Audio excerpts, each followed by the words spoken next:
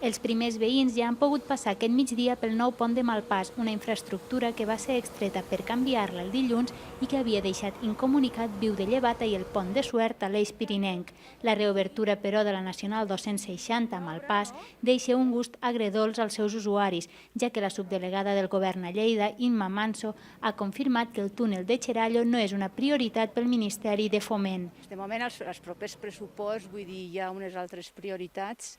que no dic que aquest túnel no sigui important, que ho és, però ja sabeu la situació econòmica quina és i que en aquest moment, principalment, la prioritat és tot el que serien les obres de conservació. Tot i que ha volgut remarcar que es destinaran uns 8 milions d'euros a fer reformes a la Nacional per garantir-ne la seguretat, des del territori s'ha assegurat que es prendran les mesures necessàries per exigir el túnel que fa 20 anys que reclama. Ho hem de parlar amb altres entitats del poble, però evidentment no en descartem cap. El primer que farem és reivindicar per carta novament al ministre i al secretari general d'Infraestructures una vegada més que prenguen en consideració aquesta obra, i si no ens fan cas en un temps prudencial, doncs no ens estem de prendre mesures més contundents, però no podem mantenir aquest tram de carretera com l'estem tenint, perquè fins i tot és perillós. I ara hem fet una actuació d'emergència, entre altres coses, per l'abandonament que hem tingut a la carretera els darrers anys.